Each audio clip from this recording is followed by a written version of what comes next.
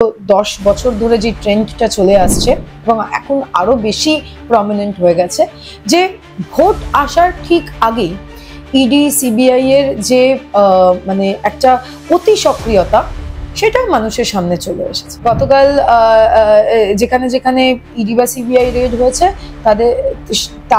তাদের ভোটের যে মার্জিন সেটা আরো বেড়ে যাবে। সাংগঠনিক শক্তি হিসেবে তারা এখন ব্যবহার করছে ED, CBI, NIA, income tax এবং সম্প্রতিকালে ইলেকশন কমিশন। মানুষ আর প্রাধান্য দিচ্ছে না, যেই জায়গায় দাঁড়িয়ে আজকে অত্যন্ত গুরুত্বপূর্ণ এই এজেন্সিগুলোকে তারা মানে সম্মানের ভাগিদার মানুষের, তারা কিন্তু প্রহসন হয়ে দাঁড়াচ্ছে।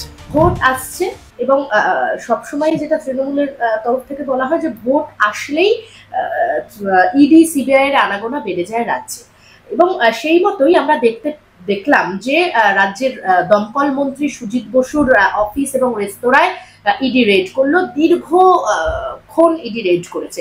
তো বারবার কেন শাসক দলের নেতাদেরই টার্গেট করা হচ্ছে, কি মনে হয়? না, এই প্রশ্নটা তো আপনাদের গিয়ে আমাদের বিরোধী দলনেতাকে বা ভারতীয় জনতা পার্টির রাজ্যের নেতৃত্বকে প্রশ্ন করা উচিত যে মানে এই যে আমরা ধরুন তৃণমূল কংগ্রেস দলটা করি, আমাদের দলের অনেক রকম শাখা সংগঠন আছে, প্রায় 17 থেকে 18টা শাখা সংগঠন আছে। আপনারা দেখলেন কিভাবে দফায় দফায় আমরা ধর্ণা ইত্যাদি আমাদের প্রতিবাদ কর্মসূচি সংগঠিত করেছি শাখা সংগঠনের মাধ্যমে।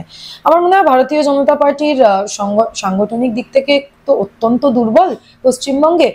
তাদের সাংগঠনিক শক্তি হিসেবে তারা এখন ব্যবহার করছে ED, CBI, NIA, income tax এবং সম্প্রতিকালে ইলেকশন কমিশন। তাই মানে এটা তো নতুন কিছু না। আপনি যদি দেখেন বিগত 10 বছর ধরে যে ট্রেন্ডটা চলে আসছে এবং এখন আরো বেশি প্রমিনেন্ট হয়ে গেছে যে ভোট আসার ঠিক আগেই ইডি সিবিআই এর যে মানে একটা অতি সক্রিয়তা সেটা মানুষের সামনে চলে এসেছে। এবং তারা কিভাবে শুধুমাত্র আপনি তৃণমূল কংগ্রেস বলছেন, আপনি গোটা দেশের প্রেক্ষাপটে বলুন, প্রত্যেকটি বিরোধী দলকে তারা হেনস্থা করবার চেষ্টা করছে, তারা অপদস্থ করবার চেষ্টা করছে।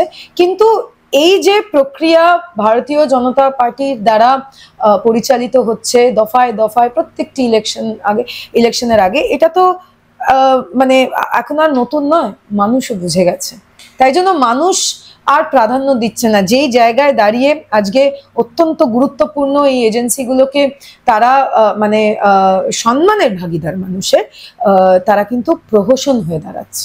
কিন্তু এই যে এত মিডিয়া প্রচার, এত ইয়ে হচ্ছে, সেক্ষেত্রে ভোটের সময় কোনো কি ফারাক পড়বে না? ফারাক পড়বে, এইটা তো একটা নেগেটিভ। অবশ্যই ফারাক পড়বে ইতিবাচক ভাবে। আমার মনে হয় গতকাল যেখানে যেখানে ইডি বা সিবিআই রেড হয়েছে তাদের ভোটের যে মার্জিন সেটা আরো বেড়ে যাবে। আরো ভালো ভালো খবর দেখতে সাবস্ক্রাইব করুন বাংলা হান্টের ইউটিউব চ্যানেল। বাংলা হান্টের আরো খবর দেখতে নজর রাখুন। বাংলা খবর মানেই বাংলা হান্ট।